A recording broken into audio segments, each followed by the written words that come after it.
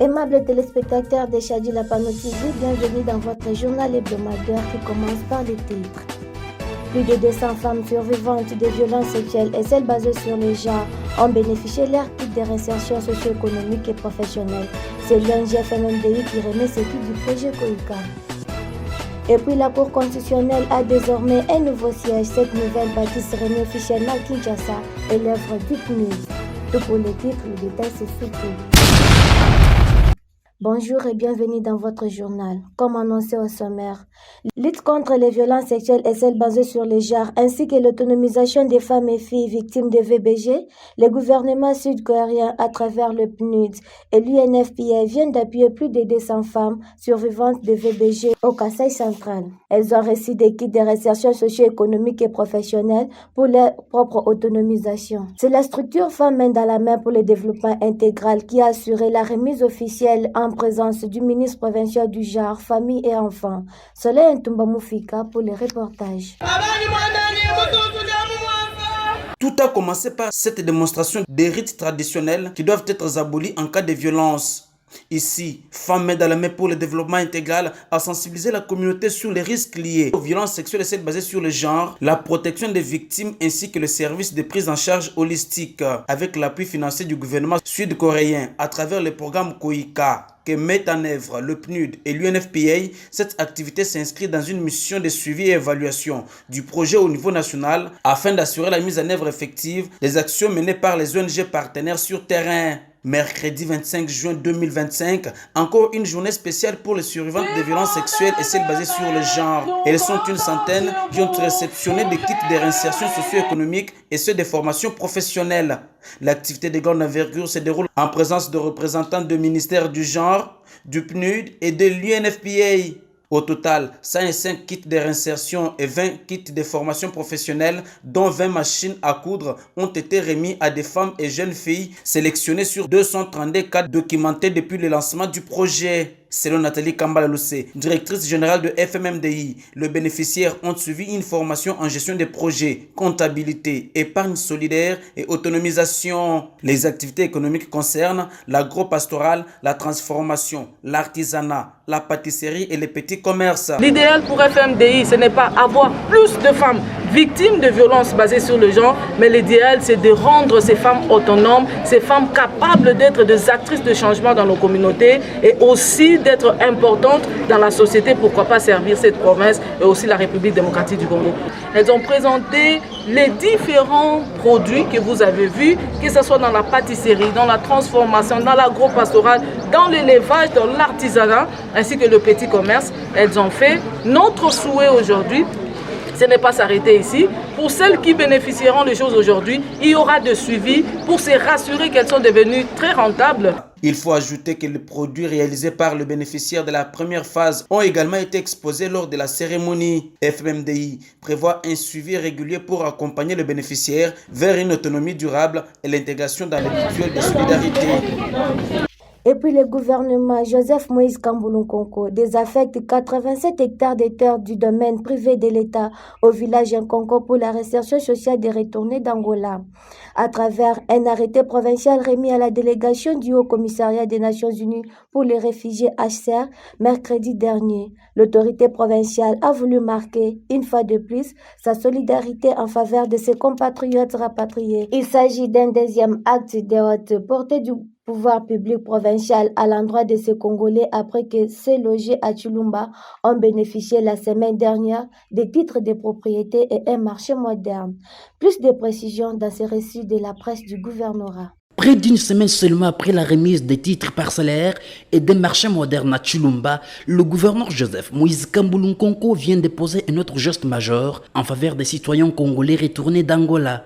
Mercredi 25 juin 2025, le numéro 1 du Kasaï central a procédé à la remise officielle d'un arrêté provincial portant des affectations des terres du domaine privé de l'État dans le groupement de Benameta en Conco, commune de Nganza, qu'il a pris en faveur de ces rapatriés en vue de leur réinsertion sociale. Ce document, d'abord lu par le directeur de cabinet du gouverneur de Provence, puis remis aux représentants du Haut Commissariat des Nations Unies pour les réfugiés HCR, qui se faisait accompagner de sa structure partenaire. La Fondation Kadima, au cours d'une séance de travail au building administratif, devra désormais sécuriser ses compatriotes et booster l'accélération des travaux d'érection de leurs habitations modernes par le HCR. Très émerveillé par ces gestes qui constituent une réponse à la requête de la Commission nationale pour les réfugiés et le Haut Commissariat des Nations Unies pour les réfugiés, Dr Jacques Diangondo, chef de la sous-délégation du HCR dans la région, salue le sens élevé des solidarités manifestées par l'autorité provinciale envers ses compatriotes. Avec ces gestes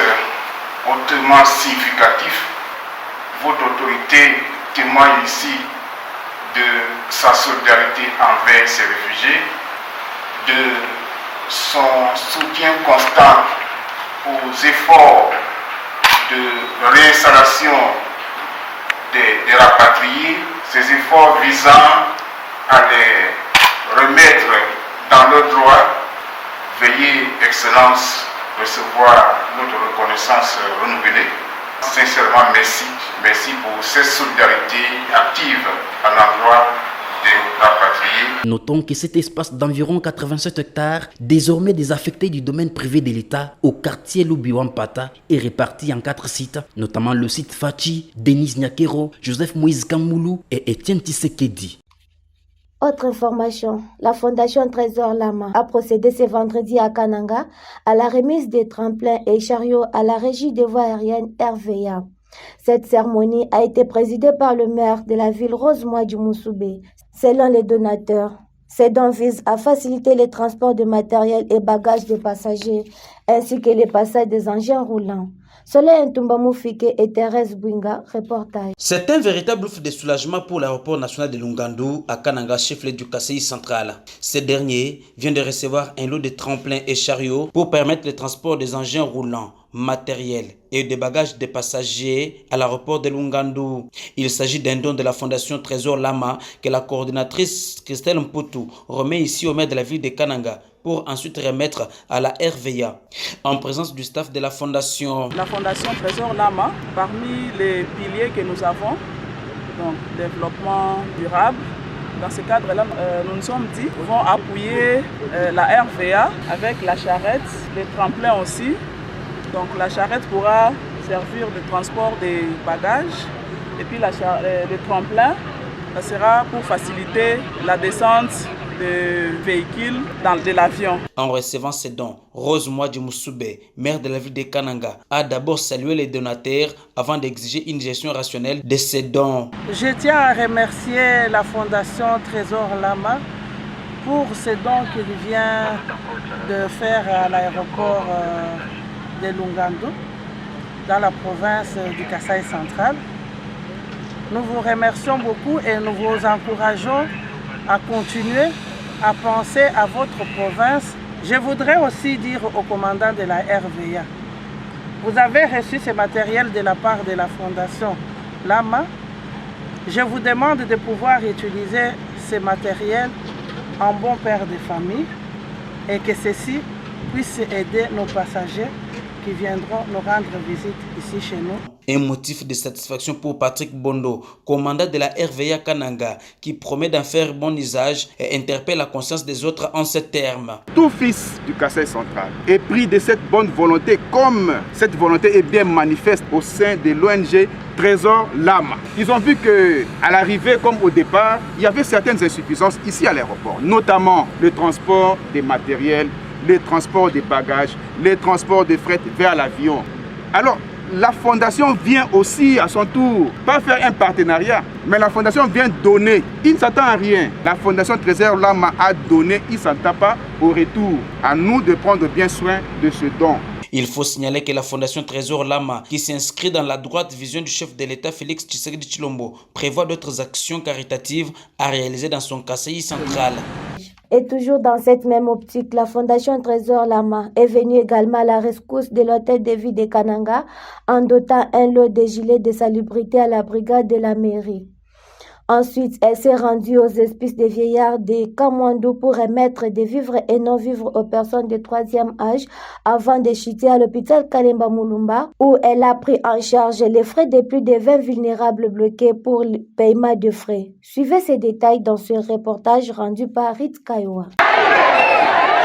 Épris d'une volonté légendaire pour sa province, Trésor Lama, responsable de la fondation qui porte son nom, a mis en exergue la journée du samedi 28 juin 2025 pour poser des actes d'amour et de solidarité dans sa ville de Kananga. Il commence sa journée à l'hôtel de ville de Kananga, où la fondation a remis des gilets à la brigade de salubrité de l'hôtel de ville. Rose Mwadi Moussoubé, maire de ville, qui a réceptionné cet appui, n'a pas manqué à remercier de tout cœur ses compatriotes qui pensent à sa province. Je suis vraiment très heureuse de voir qu'il y a des fils de cette province, malgré leur absence, mais là où ils sont, ils pensent toujours à leurs frères et sœurs qui nous ont laissés ici.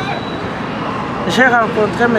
Trésor, toujours dans le cadre de sa fondation, avec qui j'ai partagé justement pour mon groupe de mamans qui travaillent pour l'assainissement. Je suis très touchée par ces gestes. De l'hôtel de ville de Kananga, la forte délégation de la Fondation Trésor Lama met le cap à l'hôpital Kalemba Mulumba dans la commune de Nganza, où elle a non seulement pris en charge toutes les factures des malades, mais aussi remis savon et pièces d'habits aux malades de Kalemba Mulumba. Acte vivement salué par les bénéficiaires. C'est un sentiment de joie. Nous sommes réjouis de ce que la Fondation Trésor Lama est venue visiter les malades. Et il y a eu remise des pièces d'étoffe, des savons aux accouchés et aux malades ici présents. C'est un sentiment de joie, de satisfaction de ce que la Fondation Trésor Lama a eu de la compassion pour nos malades qui sont en détresse. Et pour clôturer sa ronde, la Fondation Trésor Lama communique avec les veuves des hospices de veillards de Kamwando. Ces personnes de 3e âge trouvent du sourire aux lèvres grâce à cette fondation qui leur a apporté de vivre et non vivre. Elles ont également reçu des pièces d'étoffe pour passer paisiblement la fête de l'indépendance prévue le 30 juin. Partout où la fondation est passée, une joie s'est dessinée sur les visages des élèves. Autre chose, 12 membres sur 13 qui composent le bureau du Conseil provincial de la jeunesse s'opposent à la réhabilitation de leur président Emmanuel Kabangou par le ministre provincial de la jeunesse. Dans une déclaration rendue publique jeudi à Kananga, ces jeunes n'arrivent pas à comprendre comment M. Emmanuel Kabangou a commis des actes d'immoralité et est passé aux aveux devant les instances judiciaires et ensuite soit réhabilité dans ses fonctions. Selon eux, cette façon de faire ternir l'image des jeunes au Conseil central. Ils exigent ainsi au ministre provincial de la jeunesse la tenue de l'Assemblée générale pour élire un autre président. Suivez cette déclaration choisie par votre rédaction. Nous, membres du bureau du Conseil provincial de la jeunesse du Conseil central, réaffirmons notre soutien effectif à son Excellence Monsieur le gouverneur du Congo ainsi qu'à l'ensemble des institutions provinciales. Nous mettons fermement en garde tous les individus mal intentionnés, mis par la haine et la frustration, qui cherchent à ternir l'image du Conseil provincial de la jeunesse pour des raisons inavouables. Concernant la suspension de M. Emmanuel Kabangou, nous tenons à préciser que cette décision n'a aucune connotation tribale ou politique. Elle repose uniquement sur des faits graves d'abus sexuels en milieu professionnel, constituant une atteinte à la dignité et aux valeurs que nous défendons. En tant que président du Conseil provincial de la jeunesse, il avait le devoir d'incarner un modèle pour la jeunesse. Malheureusement, ces actes ont servi l'image de notre structure auprès des partenaires. Les tentatives de victimisation de M. Kabangou, qui prétend être ciblé pour l'origine territoriale, ne sont que de manœuvres de diversion. Il est inacceptable qu'il continue à solliciter des soutiens politiques pour masquer ses responsabilités personnelles. Nous demandons aux politiciens de ne pas s'intégrer dans les affaires du Conseil provincial de la jeunesse. Les membres du bureau du Conseil provincial de la jeunesse du Kasaï central rejettent en bloc la réhabilitation du président Emmanuel Kabangou par les ministres provinciaux de la jeunesse en violation des textes qui régissent notre structure. Comme annoncé au deuxième titre du journal, 10 ans après sa mise en place, la Cour constitutionnelle de la République démocratique du Congo franchit un nouveau cap en se dotant d'un siège digne de son rang.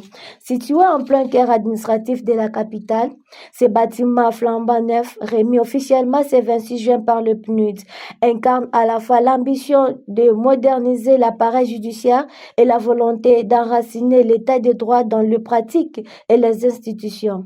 Cette infrastructure, fruit d'un partenariat étroit entre les Nations Unies et le gouvernement congolais, se fait un outil de rupture avec la vétusté des bâtiments non conformes aux conditions de travail de la magistrature congolaise. Des détails dans ce reportage de Félix Matoudi. Cet imposant bâtiment flambant neuf, désormais nouveau siège de la Cour constitutionnelle, représente plus qu'un symbole institutionnel, mieux un outil du renforcement de l'état des droits en RDC. 10 ans après son installation, la haute instance judiciaire de l'RDC se dote alors de ces joyaux, incarnant à la fois l'ambition de moderniser l'appareil judiciaire congolais et la volonté d'enraciner l'état des droits dans les pratiques et les différentes institutions. L'ouvrage a marqué les esprits des bénéficiaires au cours d'une cérémonie hautement symbolique et sobre qui a permis au directeur pays du programme des Nations Unies pour le développement de remettre officiellement les clés de cette infrastructure moderne au président de la Cour constitutionnelle, Dieudonné Kamuleta. Cette bâtisse, un cadre fonctionnel pensé pour répondre aux exigences de la plus haute juridiction du pays en matière d'indépendance, de transparence et d'accessibilité. Au-delà de la remise protocolaire, les invités ont pu découvrir à travers une visite guidée les différentes installations du bâtiment, salles d'audience, bureaux des magistrats, espaces de travail pour les greffes et services administratifs. L'ouverture officielle de ces sites, incluant les bâtiments principaux, une annexe adjacente et l'ensemble de la concession entièrement réaménagée, reste suspendue à l'agenda du chef de l'État, Félix Tshisekedi, qui est attendu pour conférer à l'événement sa pleine dimension républicaine. Avec ces nouveaux sièges, la Cour constitutionnelle se dispose ainsi d'un outil de plus qui est mis au service de sa mission.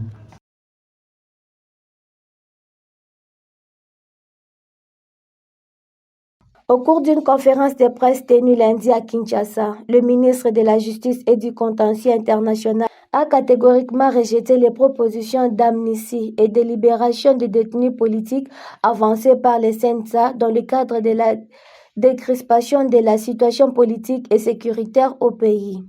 Cette position ferme du gouvernement constitue un désaveu cinglant des recommandations du CNSA qui préconise la libération des prisonniers politiques, la levée des restrictions des déplacements et l'abandon des poursuites judiciaires. Le ministre a qualifié ces propositions d'inacceptables, affirmant qu'elles sacrifieraient les droits des victimes sur l'autel des intérêts politiques partisans. Suivez Samuel Mbemba à la caméra de Félix Matoudi. Le ministère de la Justice voudrait faire observer deux choses.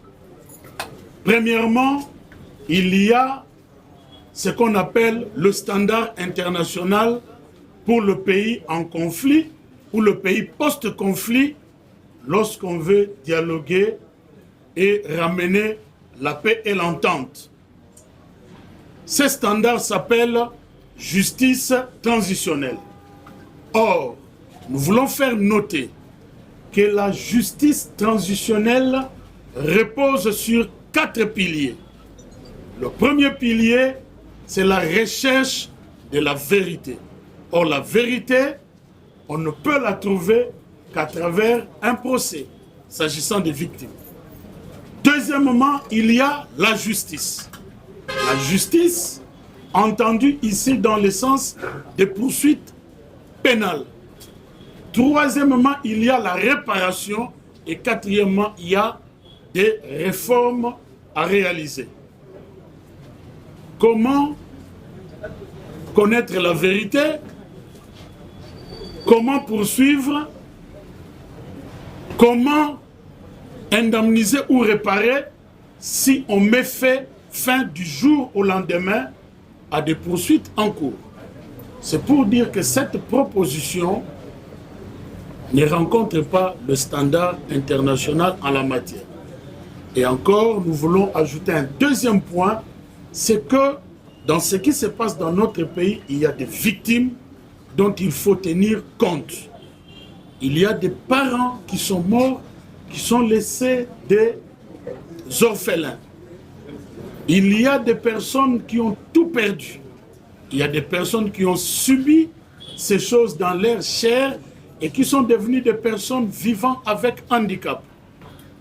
Dans toutes les propositions qui peuvent être faites, que ce soit par le CNSA ou par n'importe quel organe, il faut tenir compte et du standard international et aussi de la présence des victimes dans ces dossiers. Prenons ces communiqués avant de clôturer ce journal avec Ritz Kayowa. Avis à l'intention des entreprises locales de construction et des ONG2 et ASBEL. Appel d'offres pour la construction de 10 écoles par province. Dans le cadre de son projet de construction de 10 écoles par province, les PPI Afrique demandent aux entreprises et sociétés de construction, aux ASBEL et aux ONG2 intéressés de s'affilier au programme en téléchargeant les formulaires d'affiliation sur le site web du PPI Afrique, dont le bouton des liens plus bas, et d'adresser leurs requêtes au directeur général du PPI Afrique suivant les coordonnées de son secrétariat. Email secrétariat@ppiafrique.org et dg@ppiafrique.org. Téléphone plus 243 81 89 62 032. Pour les sociétés et entreprises de construction, les pièces ci-après seront jointes à la requête. 1. Statut de l'entreprise. Extrait du registre du commerce et du crédit immobilier, RCCM. 2 et 3. Identification nationale et pièce d'identité de son responsable. 4. Rapport de visite du suite en remplissant les formulaires du rapport de visite et choisir une école selon les critères contenus dans les TDR à télécharger à travers les boutons en bas sur notre site web www.ppiafrique.org. Pour les ONGD et ASBEL, statut et règlement intérieur notarié, acte notarié, F92 ou la personne juridique, avis favorable ou l'autorisation de fonctionnement. Hâtez-vous car le nombre est limité. Faites à Kinshasa le 19 juin 2025 pour les PPI Afrique, Alphonse Mwaka. Chers téléspectateurs, c'est par ici que je mets un point final à votre journal hebdomadaire sur Chadi Lapano TV. Vous étiez nombreux à nous suivre. Si vous l'avez aimé, dites merci à toute l'équipe rédactionnelle de Chadi Lapano TV. Réalisation de Jean Cagnogno, Christina Missenga, j'étais à sa présentation. N'oubliez pas de vous abonner massivement sur notre chaîne YouTube pour ne rien rater.